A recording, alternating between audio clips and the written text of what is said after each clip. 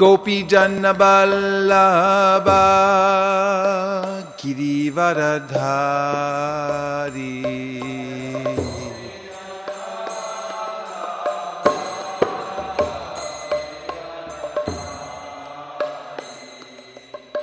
Gopi Jana Vallabha Girivaradhari.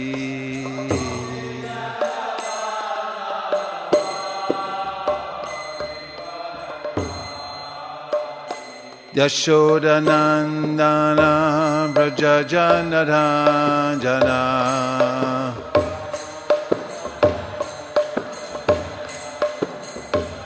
Yashodanandana Vraja Jana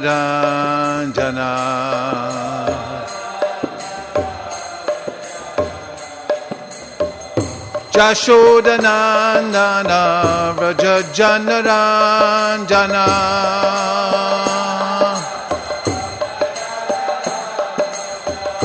Yashodanandana Vraja Jana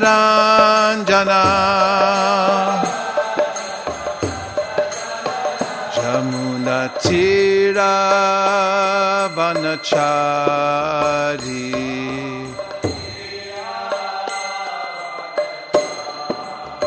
Jamuna Tira Vanachari.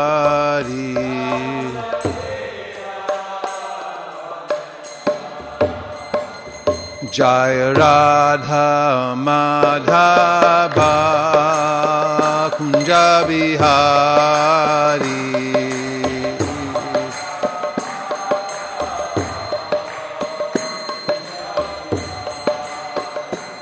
Jaya Radha Madhava Kunja Bihari.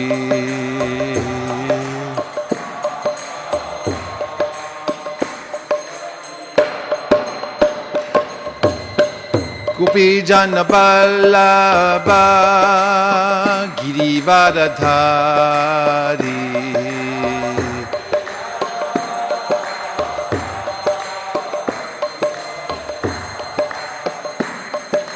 Gopi Jana Vallabha Girivaradhari.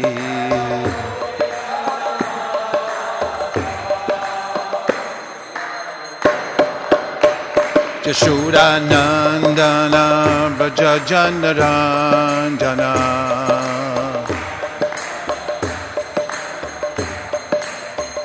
Yashodanandana Vraja Jana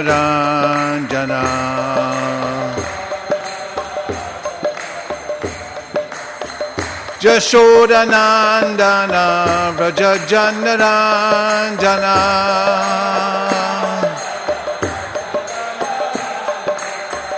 Yashodanandana Vraja Jana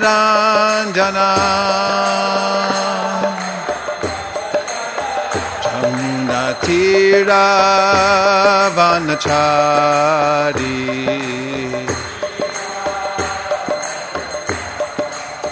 Jamuna Tira Vanachari.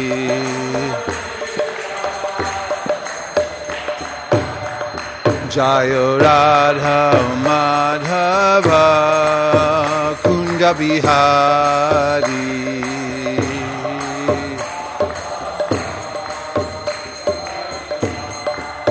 Jaya Radha Madhava Kunja Bihari.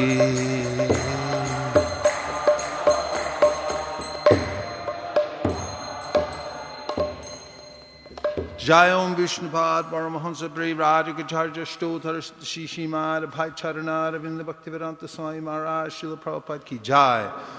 Jai Om Vishnupad Paramahamsa Parivrajakacharya Stothar Shishimad Srila Bhakti Siddhanta Saraswati Goswami Maharaj Ki Jai. Ananta Koti Vaishnavindi Ki Jai. Namacharya Srila Haridas Thakur Ki Jai. Prem Sagaho Shri Krishna Chaitanya Prabhu Nityananda Sri Advaita Gadadhara Shivasadi Gaur Bhakta Ki Sri Sri Radha Krishna Gokupinath Shyamakunda Radhakund Giri Govardhan Ki Jai. Shri Vrindavan Dham Ki Jai. Shri Maya Purnavadiptam ki jai, Tulsi Devi Bhakti Devi ki jai, Jamuna Devi Ganga Devi ki jai, Samavita Bhakta Vrinda ki jai. All glorious to the Assembled Devotees. All glorious to the Assembled Devotees. All glorious to the Assembled Devotees. Gaur Premanande Haribo. Om Namo Bhagavate Vasudevaya.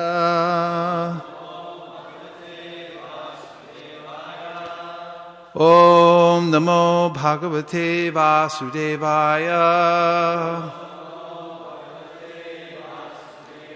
Om Namo Bhagavate Vasudevaya. Narayanam Namaskritya Naram Chaiva Narottamam Devim Sarasatim Vyasam Tato Jaya Mudiraye. We're continuing with our reading of the Srimad Bhagavatam, Canto 5, Chapter number 12. Rahugana converses with Jad Bharata. And the text today is number 15. Sa mam smritir mrigadehe api vira. Samam smritir mrigadehe pi vira. Krishnarchana Prabhava No Jahati. Krishnarchana Prabhava No Jahati. Ato Aham Jana Sangad Asango. Ato aham jana sangad asango vishankamano avivritash charami vishankamano vrivritash charami. Samam smritir mrigadehe pivira. Krishnarchana prabhavana jahati. Ato aham jana sangada sango. Vishankamano vrivratascharami. Samam smritir mrigadehe pivira. Krishnarchana prabhavana Krishnarchana prabhavana no jahati.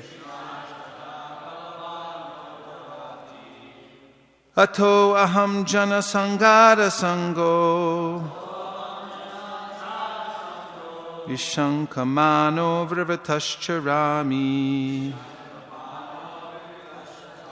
Samam smritir mrigadehe pivira. Krishnarchana prabhavano jahati.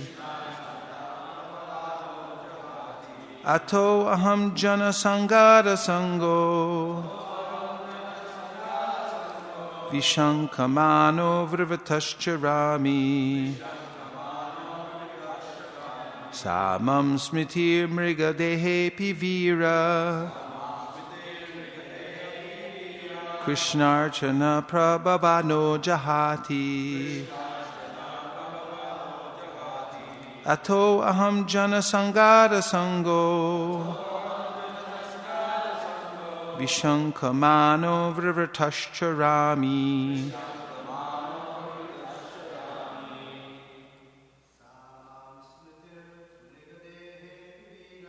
Samam smritir mrigadehe pivira. Krishnarchana prabhavano jahati. Ato aham jana sangara sango Nishankamano vrivritascharami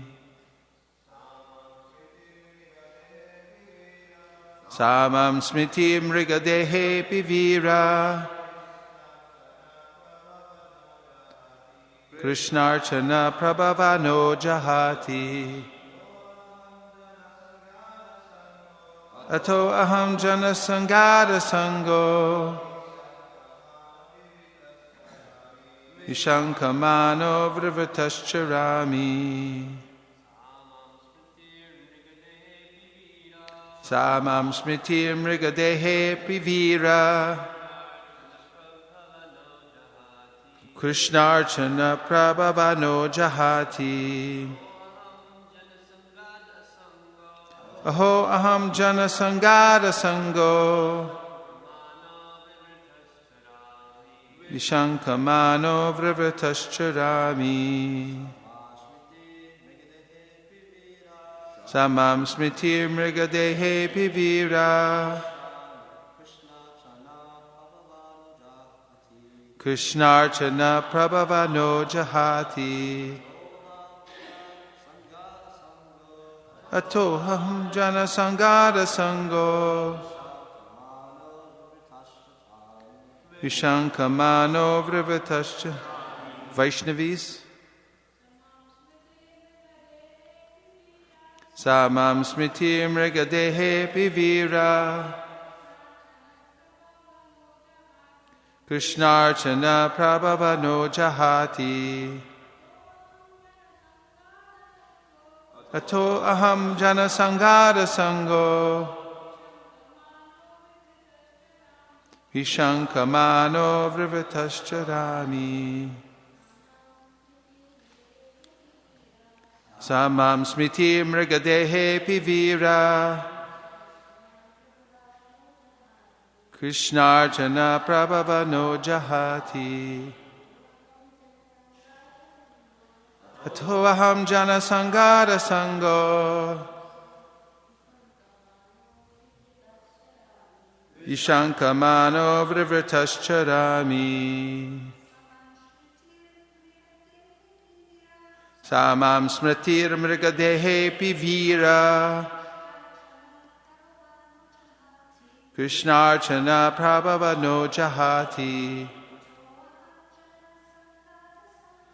Ato aham jana sangara sango Vishankamano vrivritascharami Sa that Mam me Smritihi remembrance of the activities of my previous life. Mrigadehe in the body of a deer. Api although Veera O great hero Krishna Archana Prabhava which appeared because of the influence of sincere service to Krishna. No jahati did not leave.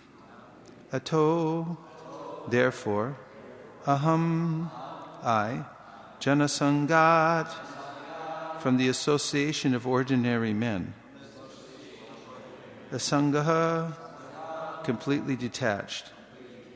Vishankamanaha being afraid.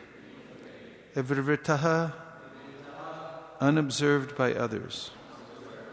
Charami I go here and there. Translation: My dear heroic king, due to my past sincere service to the Lord, I could remember everything of my past life, even while in the body of a deer.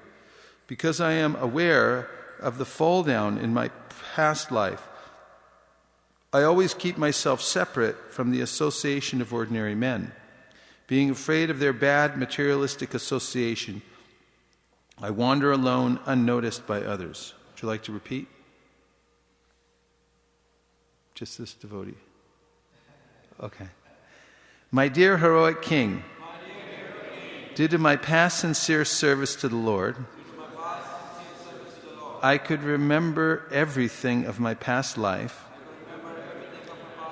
even while in the body of a deer. Because I am aware of the fall down in my past life, I always keep myself separate from the association of ordinary men. Being afraid of their bad materialistic association, I wander alone unnoticed by others. Purport by His Divine Grace, A.C. Bhaktivedanta Swami Prabhupada. Srila Prabhupada ki jai. In Bhagavad Gita it is said, Swalpam apyasya dharmasya, from Bhagavad Gita 2:40. It is certainly a great fall to go from human life to animal life, but in the case of Bharata Maharaj, or any devotee, devotional service to the Lord never goes in vain. As stated in Bhagavad Gita 8:6, Yang yang vapi smaran bhavam tajatyanti kalevram. At the time of death, by nature's law, the mind is absorbed in a certain type of thinking. This may lead one to animal life, yet for a devotee there is no loss. Even though Bharat Maharaj received the body of a deer, he didn't forget his position. Consequently, in the body of a deer, he was very careful to remember the cause of his fall down. As a result, he was given a chance to be born in a family of very pure brahmanas. Thus, his service to the Lord never went in vain.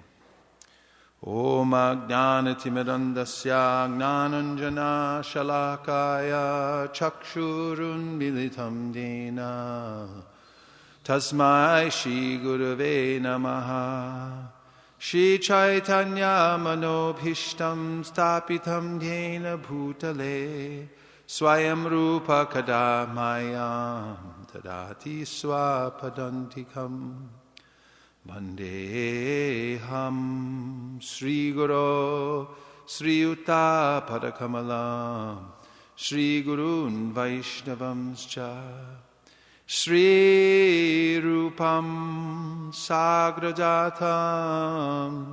Sahagana Raghunatham Vitam Tam Sajivam Sadvaitam Sadvadhutam Parijana Sahitam Krishna Chaitanya Devam Sri Radha Krishna Padan Sahagana Lalita Shri Vishakhanvitamscha Namaom Vishnu Padaya Krishna Preshtaya Bhutale Srimate Bhakti Vedanta Swami Niti Namine Namaste Saraswate Deve Gauravani Pracharine Nirvishesha Shunyavadi Paschatya Deshatarine Namaom Vishnu Padaya Krishna Preshtaya Bhutale Srimate Bhakti Siddhanta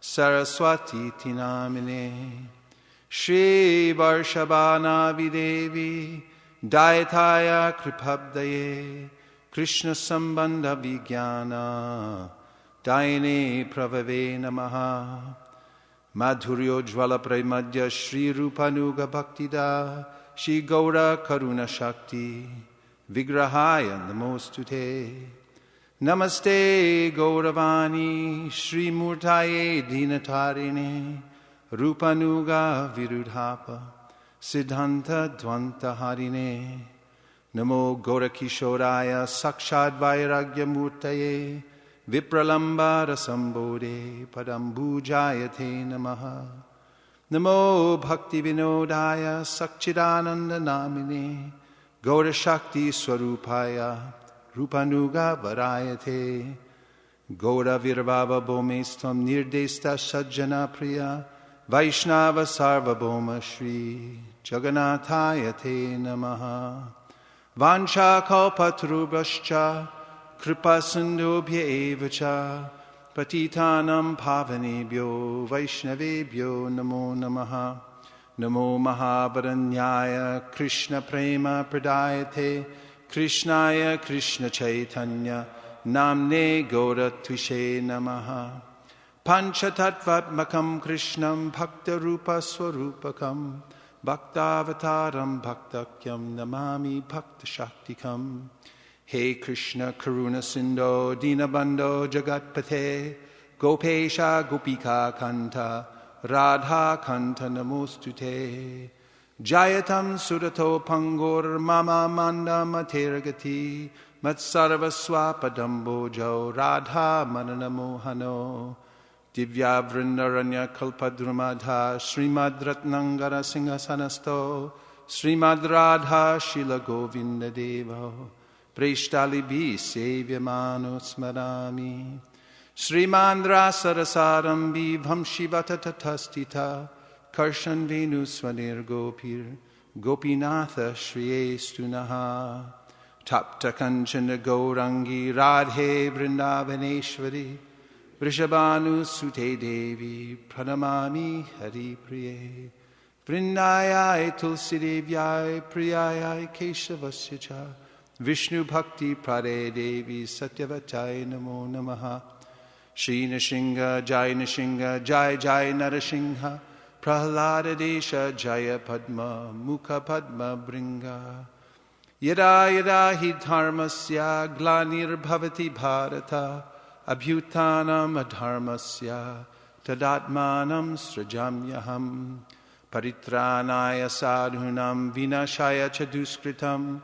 Dharma Samstapanartaya Sambhavami Yuge Yuge Manmana Bhavamad Bhakto Madhyaji Mam Namaskuru Mami Vaishasi Yuktvaivam Atmanam Matparayanaha Sarvadharman Parityaja Mamekam Sharanam Braja Ahang Twang Sarvapapebhyo Mokshaishami Masuchaha Shushusho Sharadhanasya Vasudeva Kataruchi Syan Mahat Sevaya Vipra Punya Tirtha Nishevanat Shinvatam Swakata Krishna Punya Shravana Kirtana Hridyantaksto Hyabhadrani Vidunoti Suritsatam Nashta Praeshu Bhadreshu Nityam Bhagavata Sevaya Bhagavati Utama Shloke Bhaktir Bhavati Naishtiki Evam Prasanna Manaso Bhagavad Bhakti Yogataha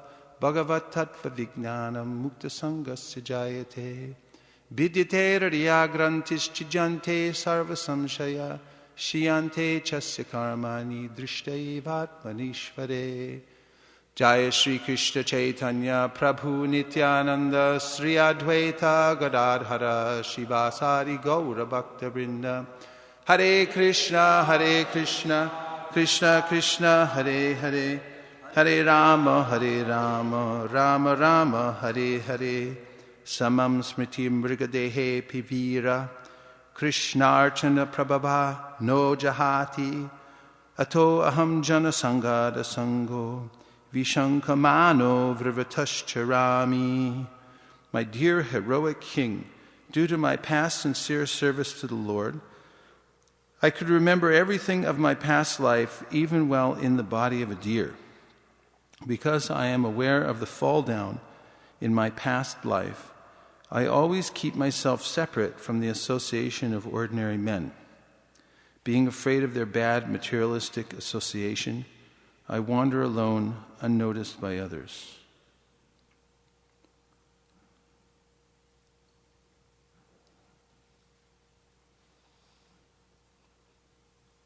Swalpamapyasya dharmasya and yam yam vapi smaran bhavam.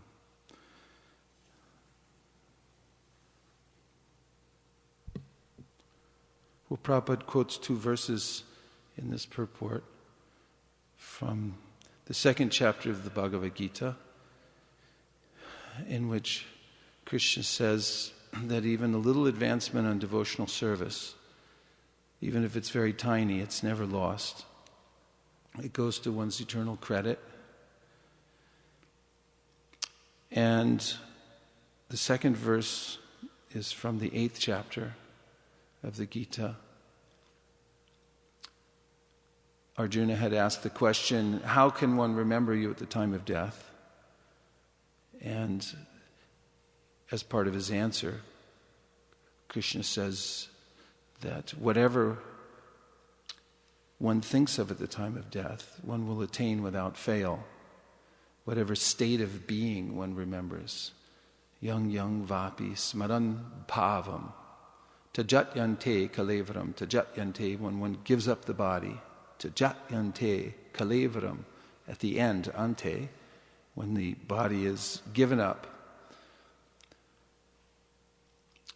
Yam vapi smaran bhavam. So smaran means to remember, and bhavam means the feeling or the nature that one is contemplating. Tam evaite konteya, whatever that is, he will attain that. Whatever he's thinking of, yam, tam, he will attain that. Tam evaite konteya sada tadbhava bhavita. He'll, without fail, attain to that particular thing that he's thinking of at the time of death when giving up the body. So these two verses together in the purport are important and relative to the verse because Bharat Maharaj, although advanced in devotional service, remembered a deer. He was absorbed in the thoughts of the deer at the time of death. And that's the kind of nature he attained. But at the same time, because he had been practicing Krishna consciousness and remembering the Lord, Krishna gave him special favor to remember. And in the verse itself, Krishna Archana Prabhava, which appeared because of the influence of sincere service to Krishna. That remembrance appeared because of his sincere service to Krishna. Krishna Archana Prabhava. And that's what never goes in vain. In the Bhagavad Gita 6th chapter, Krishna mentions that if one falls down from devotional service, in the next life, he'll take up where he left off. Krishna reminds him, and the devotee can begin again in remembering him. So for those who understand this science, that our time in this particular body is limited and that we can die at any moment, which is the hallmark of a transcendentalist who thinks I can die at any moment, and Prabhupada said that that's what defines a transcendentalist. He thinks like that. And a materialist, he said, thinks I will live forever, and doesn't consider the consequences of his actions.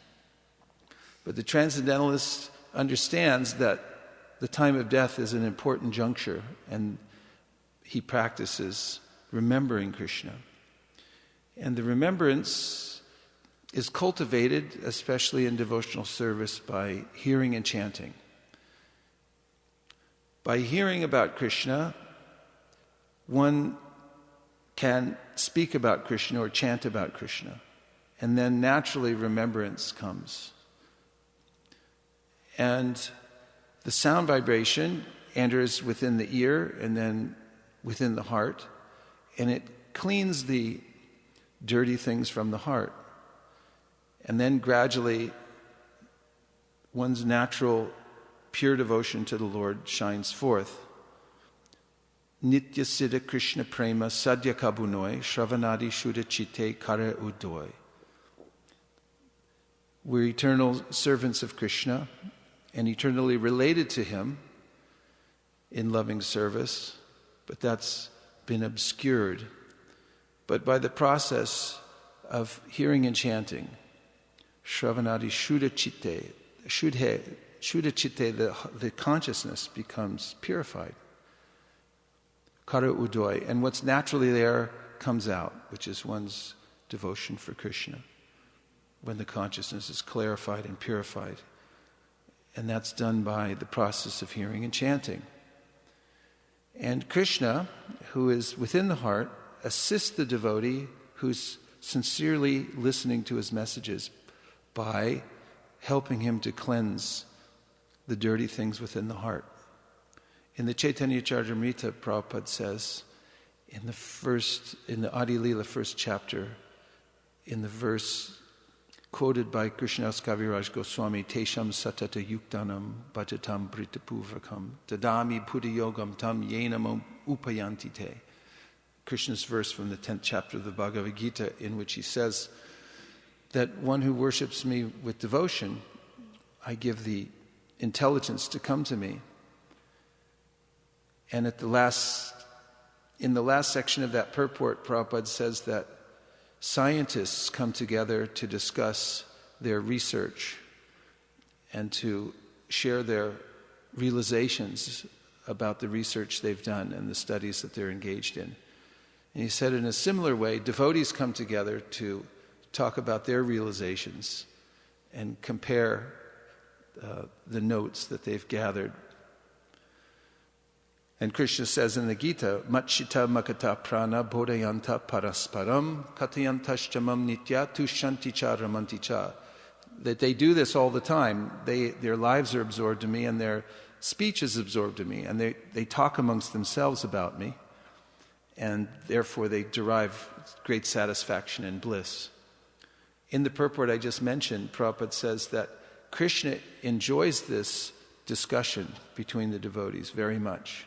And because of that, he bestows his blessings upon them and purifies them. So in an assembly of devotees, where devotees are discussing Krishna, and that's what happens in an assembly of devotees, the vibration itself is pleasing to Krishna, and therefore he bestows blessings. And as described by Lord Kapiladev, Satam prasangam mama virya sambido. Satam prasangam mama virya sambido bhavanti hritkarna rasayana kata tajjoshana rashwa pavarga vartmini shadaratir bhaktir anukramishati. That in the assembly of devotees, satam means sincere devotees who are cultivating devotional service. Their aim in life is to go back to Godhead. One hears the topics of Krishna, and it's a very pleasing sound, and the sound enters within the ear, and from the ear it enters into the heart, and there it changes one's aim in life from pavarga, which means absorption in the material world, birth, death, and old age and disease, to going back home, back to Godhead. One changes one's direction.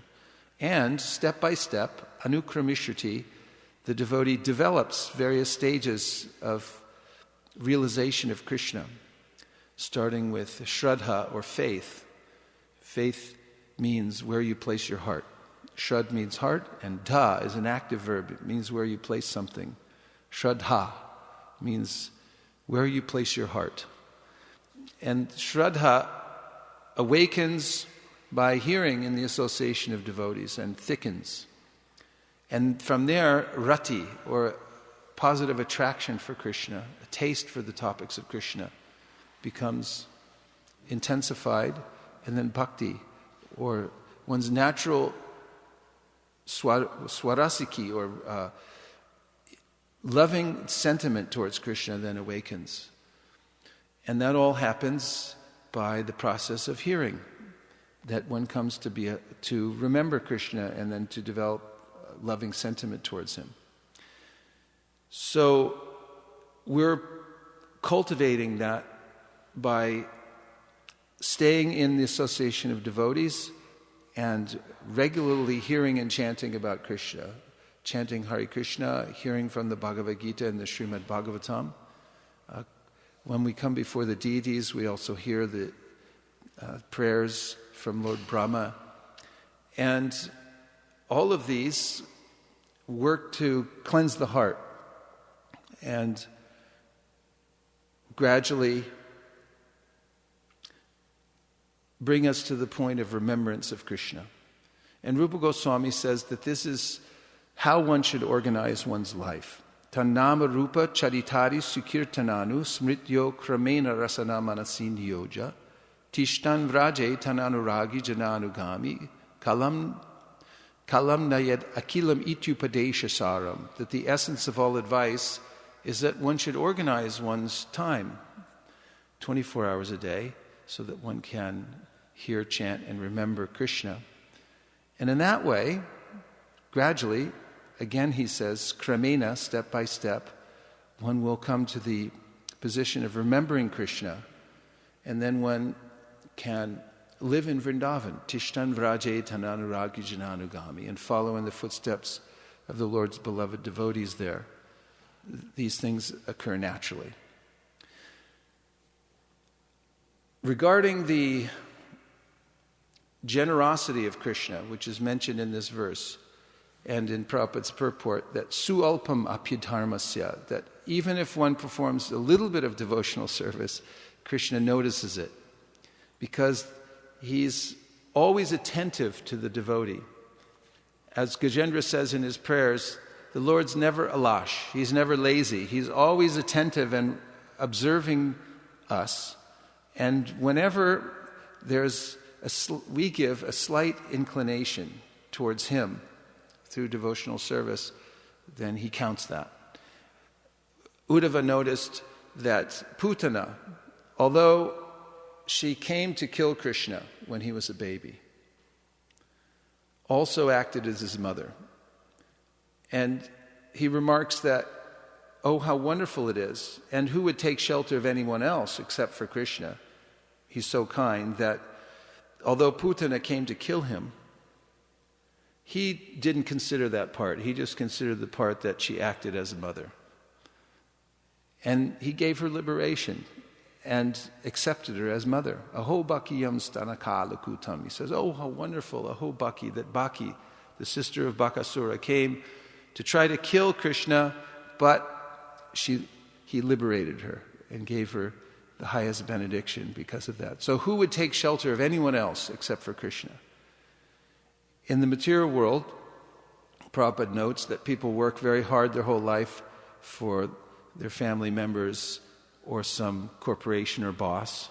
But then when they want something in return, everyone says, you haven't done enough. You have to do more. And the Vaishnavas remember this verse that Kama dinam katina katita palita durnideshas. The senses are bad masters in this world. And the devotee says, they've never given me time off, they've never shown me mercy, and I've never questioned them. And it's very hard to please people in this world, because no matter what we give, everyone wants more. But Krishna's easy. Swalpam apyasya dharmasya. If one gives just a tiny inclination towards Krishna, just a scintilla of sincerity towards Krishna, he remembers that. He never forgets it. And he counts that forever. Therefore, Narada Muni says, Tyaktva sadharmam charanam bhujam harer bhajanu bhaktva topatet tato yati yatra kwa babajam abuda musyakim kovarta apto bhajatam sudharmata. That if somebody drops what they're doing, which seems very important in this world, to please everybody else and keep the status quo, and turns their attention towards Krishna, sincerely, trying to attain him, even if they happen to be immature in their decision because they weren't quite ready yet, they're apakva or unripe, and therefore they fall back down again in their practice of devotional service. There's no loss. On the other hand, Narada Muni says, if someone perfectly performs their duty and serves everyone they're supposed to serve in this world, and does their duty properly, but doesn't serve Krishna, then what did they gain? Nothing. So, knowing this, devotees realize that the great wealth in life is to transfer their energy incrementally to serving Krishna constantly. That's their intention.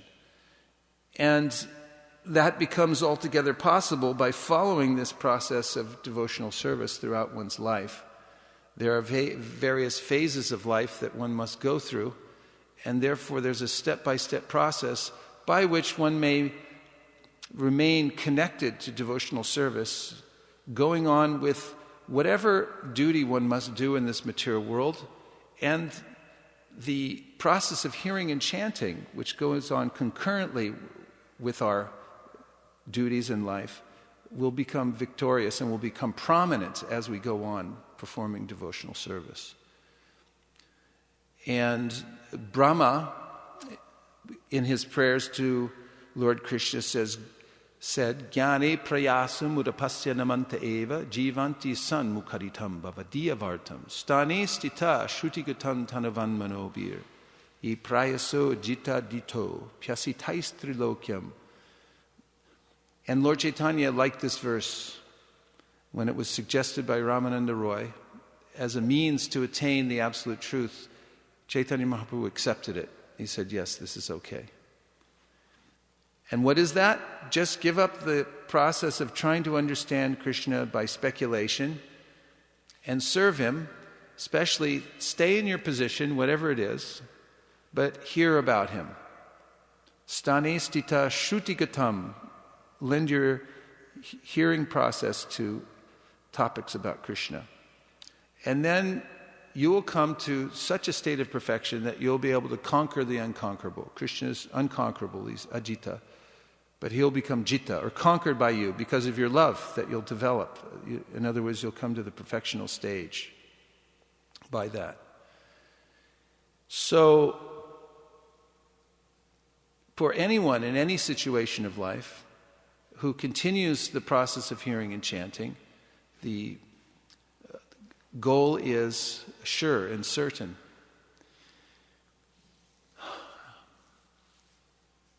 And even if one happens to fall back, Prabhupada mentions this in the pastimes of Gajendra.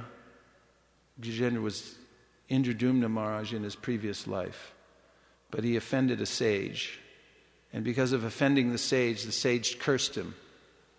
Sages do that a lot. But within the curse, there's usually some benediction. So he cursed the sage, he cursed Indradumna Maharaj to become a dumb animal in his next life. So he became an elephant on the heavenly planets, near the Chitrakoot mountain. It was a heavenly place. And one day while he was going with his family, Gajendra the elephant, to take a bath, he was in a good mood, intoxicated by the good life that he had. And he was the king of elephants. He was enjoying the breezes which carried the scents of multifarious flowers that grow in the heavenly planets. And the clear water of the lake where he was about to bathe was strewn with the pollen of various lotus flowers. His family went in the water, and then he enjoyed, although it was a little bit of labor, spraying them with water. And he was thinking life is good. And then suddenly, crocodile grabbed his leg, and he began to struggle.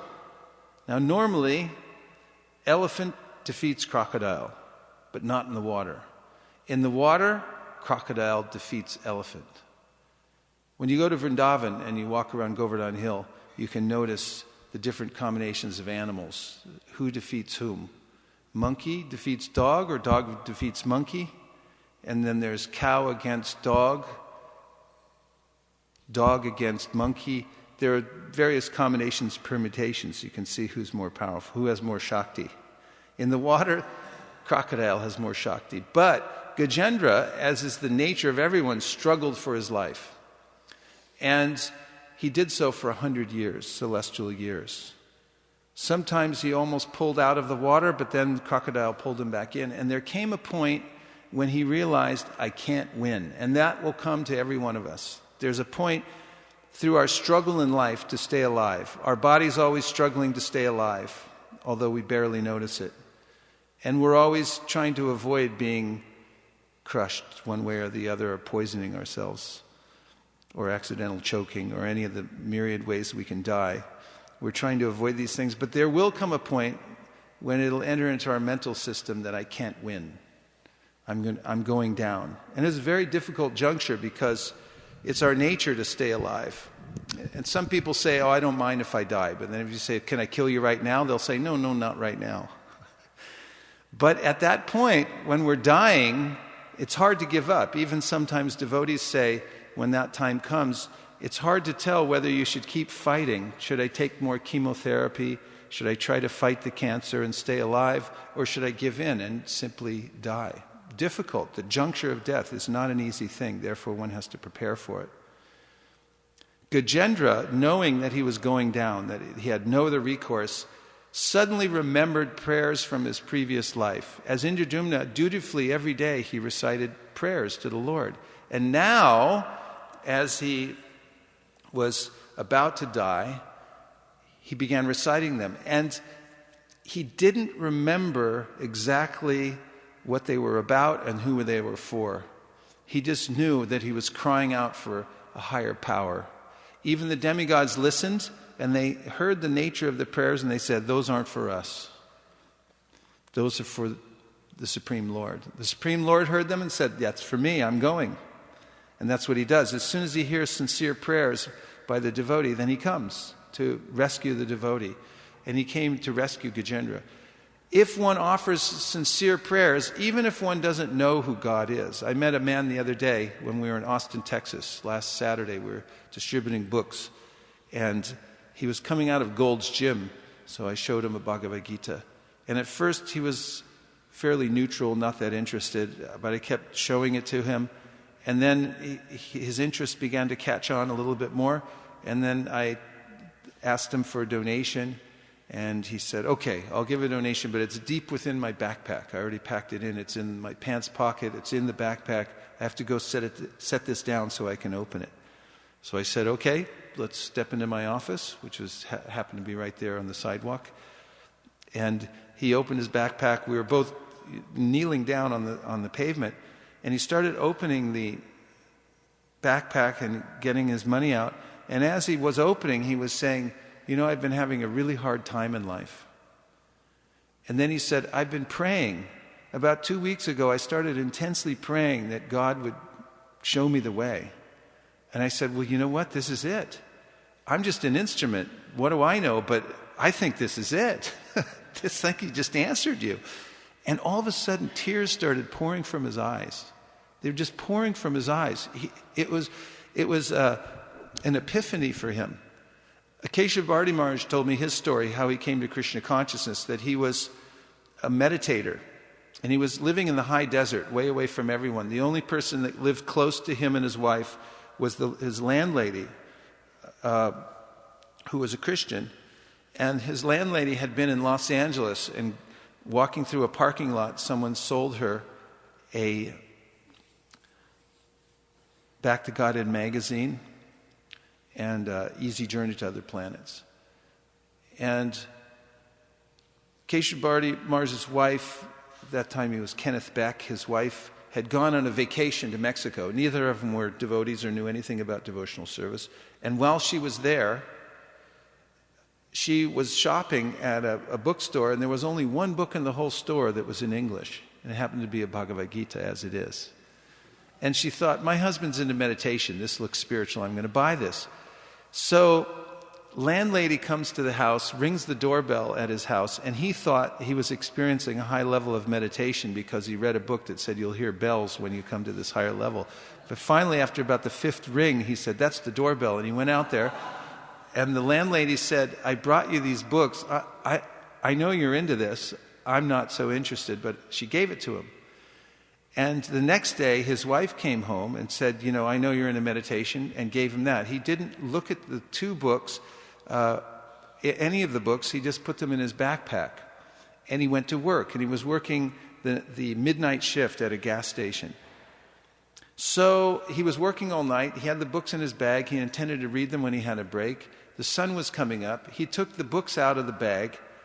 He knew that they had come from disparate locations, and now he looked at them and he saw they were the same author. And tears started flowing from his eyes. Intuitively, he understood this is divine intervention. Otherwise, how could this have happened? And a similar emotion came over this man that I was talking to in the street of Austin, that tears just spontaneously started pouring from his eyes when he was looking at me, looking at the Bhagavad Gita, hearing what I was saying, searching for his money, realizing that he'd been praying, realizing that his prayers had been answered. And Gajendra called out in his time of desperation, "Please come save me." And in fact, in his prayers he said, "I know pure devotees don't ask to be saved because they don't ask for anything. But right now I have a crocodile on my leg, and I would really appreciate a little help." So Krishna came and liberated Gajendra in that situation because he's always attentive. He's always waiting for that, to hear the intention of the soul. And I've been playing with these words, very interesting, this word ten. It means to connect. And intention, attention, it seems to me that your attention follows your intention. If you have an intention to think of Krishna, to remember Krishna, then your attention goes there. Ten means a kind of like a tendon is also the same word. It connects you. So how you develop your intention, which happens naturally by association with devotees and going on with the process of hearing and chanting, your intention becomes more and more fixed on thinking of Krishna. Shraddha Shabde Vishwas Kohe Surida Nishchoy Krishna Bhakti Koilas Sarva Karma Krita Hoy. This means the thickening of faith, that one believes more and more firmly that if I just fix my attention on Krishna and his service, I don't need anything else. Everything else will be done properly. This is faith, actually. Krishna Bhakti Koila Sarva Karma Krita Hoy. All other work is done. I don't have to do anything else separately. Just dedicate myself to this. And fortunately, we have the directions of the great acharyas to show us the step-by-step process that unfolds for those who cultivate their faith and go on hearing and chanting, that there are progressive stages of realization that occur as one becomes more advanced in the process of hearing, chanting, and then remembering, which comes naturally. And from that, one is never separated from Krishna. And one develops awakens one's intense and naturally occurring relationship with Krishna. Om Tat Sat. So I'll stop there, and then we can have some discussion. Maharaj?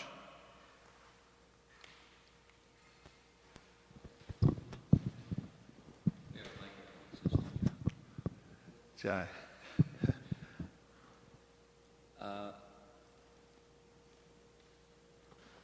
Two things.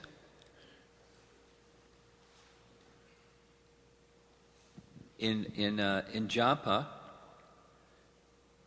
there's a nice thing that we do in japa retreats is sankalpa, which similarly indicates intention. And intention helps to focus attention. You know, where, like I quote you, where attention goes, energy flows. So same idea. So behind the attention, which determines where energy flows, there's intention. So when we're chanting, what's our intention? Connected to this, it's just like a little sharing, but connected with that is from Sri Brahma Samhita, when Saraswati says to Lord Brahma, by chanting of this mantra, all your desires will be fulfilled. So it depends on what your desires are. That's your intention, which says where your attention will go, which Krishna then responds to. So better watch out what your intention is and where attention goes, and especially when we're dealing with this like high spiritual technology. It's like putting technology in the hand of a criminal. they can do really bad things and put technology in the hand of a devotee, and they can do amazing things. But, what's behind was the intention. Just some sharing on that intention idea. And a little, the verse says, Krishnarchana prabha na jahati. When you described it, I was appreciating that you were connecting. The smritir is remembrance, sa mam smritir, but it's specific. Mrigadehe, when I'm Jad Bharat, but I'm remembering Mrigadehe because of the Krishnarchana Prabha. I'm remembering that I was in this really embarrassing circumstance. But he also, of being in a body of a deer, and therefore I'm not going to mess up again.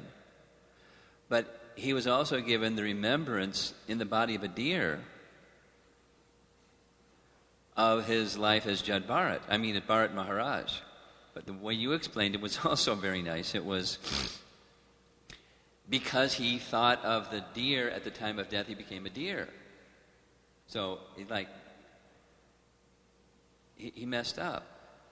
His intention, and therefore his attention, and therefore what happened didn't go right because he wasn't properly attentive.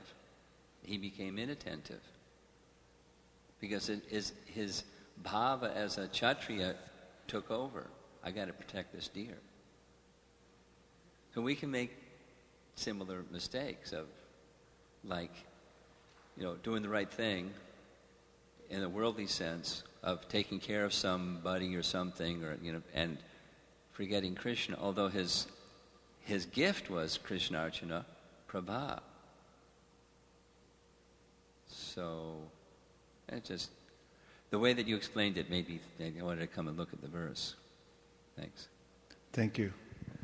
Just one's intention may be purified as one continues. It may be that one's intention isn't completely pure in the beginning. I'm just proposing. Yam krodha kama sahaja pranayadi piti vatsalya moha guru gaurava sevya bhava. Sanchintya tasya sadrishim tanama purete govindamari purusham tamaham bhajami. Brahma says people approach Krishna out of kama, krodha, bhiti, vatsalya. So, there may be various intentions. Dhruva Maharaj, who bitterly lamented later, said, why did I hang on to such petty things when I was approaching the Supreme Personality of Godhead, that I wanted something from him? He lamented later. But somehow Krishna purified his intention. Just how is it that one can begin with a pure intention if one's heart isn't pure? There may be, therefore, akama sarva kamo vas, moksha kamo udarati, tivrena bhakti yogena yajeta purusham param, that whatever condition of life one's in, still approach. And even if one's chanting with some kind of offense, Shastra says go on chanting, because constantly, avishani prayuktani, you have to continue, because then eventually become purified. But we were talking last night about how one should make sure not to hang on to those ill intentions, maintain material desires even after understanding so many instructions on the matter. There is a point at which I have to clarify my intention, although in the beginning it may be not completely pure.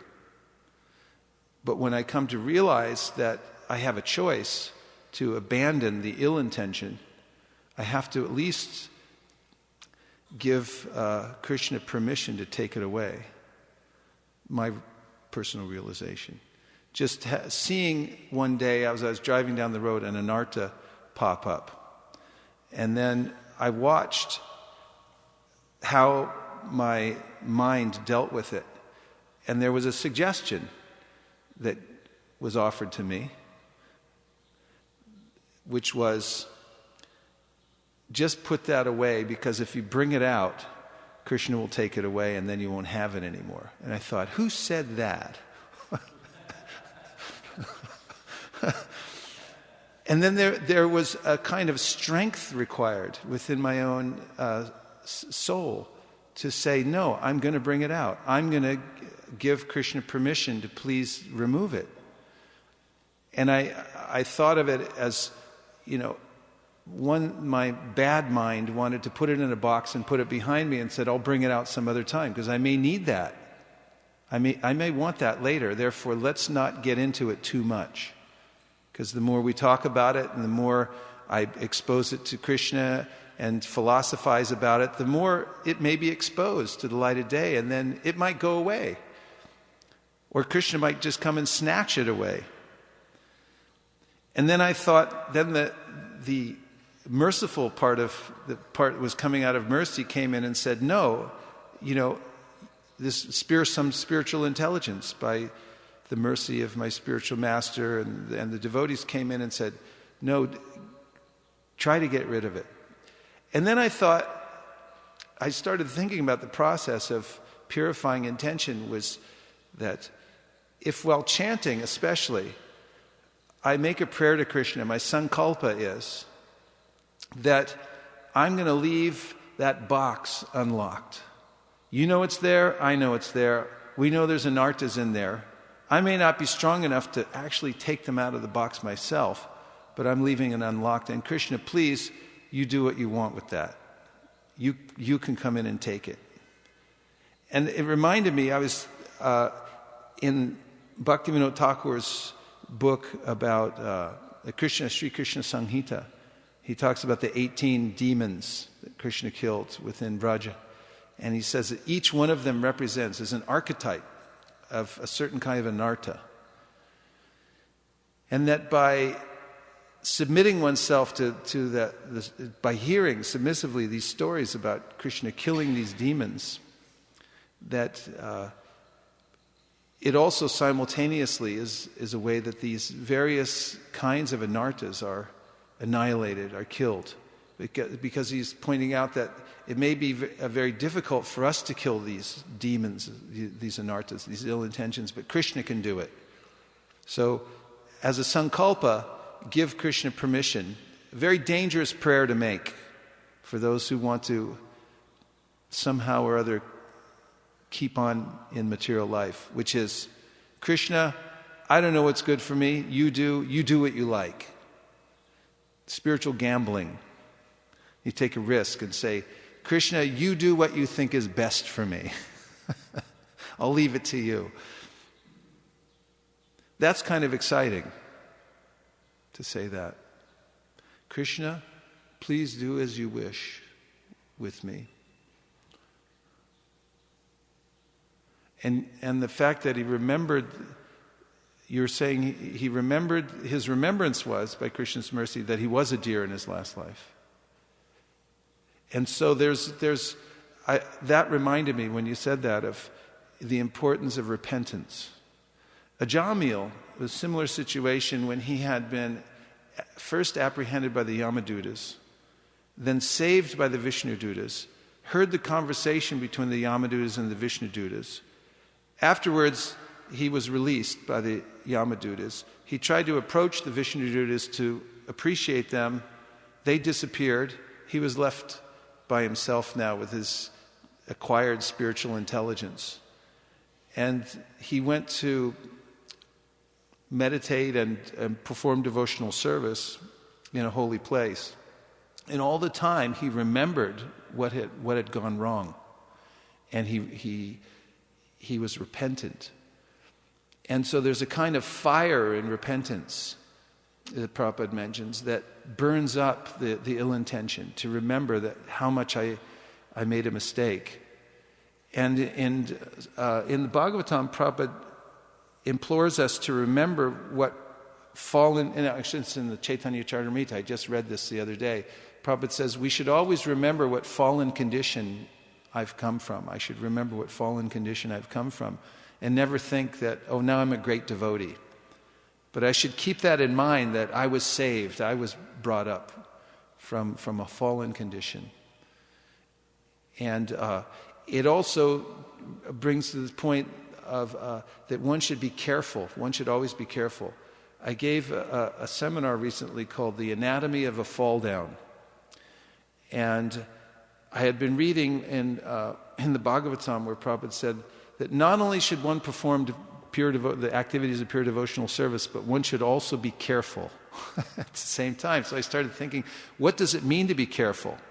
And some of the things Prabhupada says about that are that one should never think oneself a great devotee, one should never think oneself liberated. As soon as I think I'm liberated because I'm a devotee, I'm liberated because I'm initiated, I'm liberated because I'm a leader, so forth, then I'm vulnerable. Then Maya can grab me. I should always think I have to be more careful than anyone because I'm more fallen than anyone else. And in his prayers, Prahlad Maharaj says, Lord Nrsingadev, I'm not afraid of you. With your mane soaked with blood, your high wedge-like ears, your fierce roaring that's scaring everyone in the world away, that doesn't scare me at all.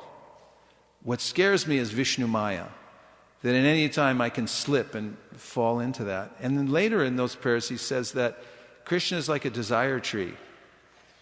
And he fulfills one's desire, not considering the higher or the lower. Whoever comes to him with any desire, he just fulfills it. And he gives them whatever his desire is. So I appreciated what you were saying about we should be careful. We've done this meditation sometimes in sessions that we've had that, okay, imagine a desire tree to fulfill any desire that you have. Now what do you want? What is it you actually want? And then when I start thinking about what's actually in my heart, what do I want, what am I asking for, there can be some revelation there. If I want a bag of hammers to fall upon my head, and it does, I can't blame the desire tree. It's my own bad desire that caused that to happen. Yes? Hare Krishna. You were making the point when you were distributing the Bhagavad Gita to this man in Austin that even if one doesn't fully understand who God is, right, one can still pray to Him. And one thing I'm trying to understand more is the role of knowledge in our ability to remember Krishna. You see this in Krishna book repeatedly, where you have the prayers of, say, like Akrura or Brahma, but then there'll be an exposition on Krishna's position as the source of everything. It's very detailed. It gets it's a little heavy for me to handle. It's very philosophical. It's very deep. But they go on to explain his position as the universal absolute truth. And then there'll be these very sweet prayers. So I'm trying to understand, how do you balance the knowledge of Krishna's position? Because the feeling we can relate to, knowledge is a little bit harder. Well, knowledge is a concomitant with sincere devotional service, is concomitant to pure devotional service, with pure devotional service. Vasudeve Bhagavati Bhakti Yoga Prayojita Janayat Yashu Vairagyam Jnanam Chayarahaitukam. Sutta Goswami says that when one worships Krishna, sincerely performs devotional service, then naturally, automatically, simultaneously come Gyan and Vairagya. One gets knowledge and detachment from the world. And you'll notice that people from any condition of life who are offering prayers to Krishna, they may be from demoniac species of life, from any situation, if they have bhakti, then they get this clear understanding of Siddhanta and they're able to explain it. Prahlad Maharaj, for instance, he was a 5-year-old boy. And he was pushed forward by the demigods because when Lord Nrsingadev appeared, he was so angry that even Lakshmi, his wife, couldn't figure out who he was. She'd never seen anything like this. And all the demigods came forward and they were offering beautiful Sanskrit prayers. Sasrajija Purusa Sasrakta Sasrapat Sabuming Vishuto Vritvat Atitishta Shangulam. He's still mad. And they said, Prahlad, you try. And Prabhupada said it was like pushing a 5-year-old, a child into the cage of a lion. I mean, Lord Nrsimhadev just torn apart Hiranyakashipu, who was this gigantic demon, and he's there roaring with blood all over him, and the demigod's like, okay, we give up, you try. So Prahlad goes forward, a tender little boy, and then he starts offering prayers.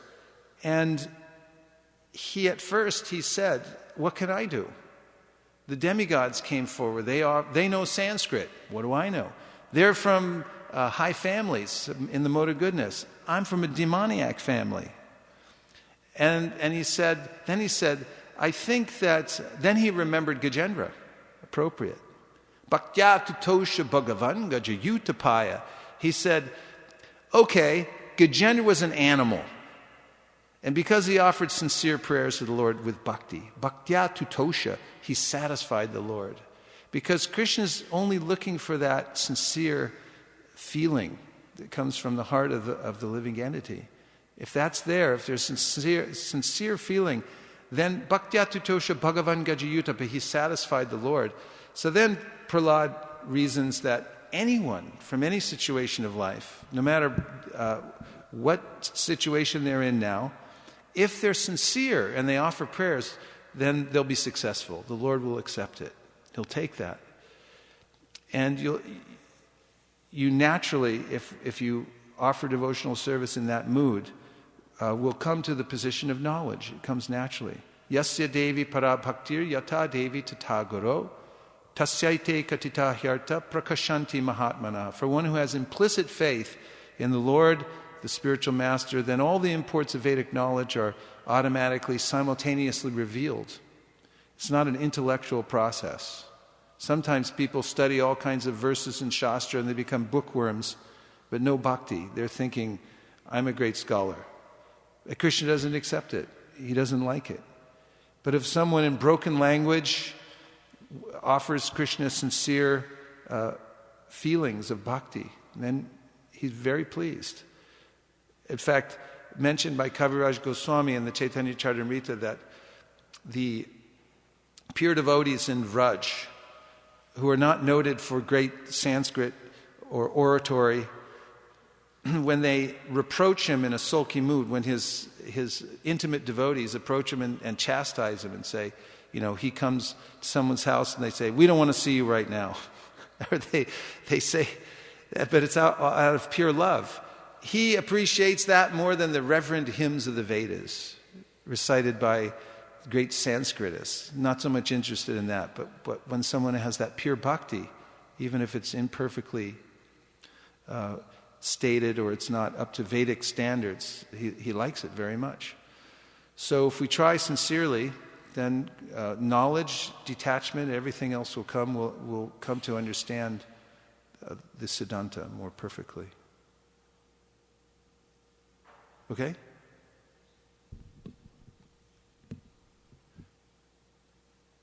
Yes.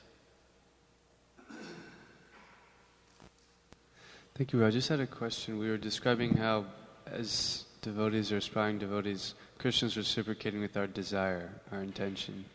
So in the case of materialistic people, this is a big phenomenon now, like the power, or they have the secret, just based on your intention. So how is it that materialistic people can be getting what is the operating principle of how they're able to receive their desire, even though they're acting separate, or seemingly? Is that true? Seemingly, they... Really? Well, if people are born in a rich family, they can go and make lots of money, and for this, at least, lifetime, it seems that... The question is, how can somebody who has no spiritual inclination receive gifts from material nature? Or seemingly how they can live affluently for some time?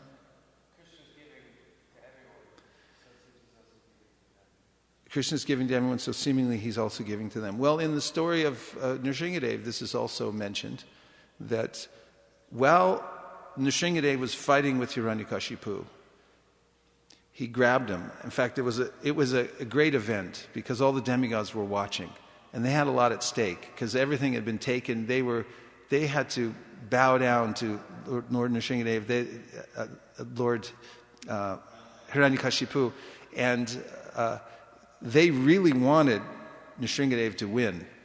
So they were watching from above. And at one point, when Nrsingadev was fighting with Hiranyakashipu, he dropped him. And they, oh no, because they thought, not only now might he lose, but Hiranyakashipu saw us, like going, come on, win, now we're really finished.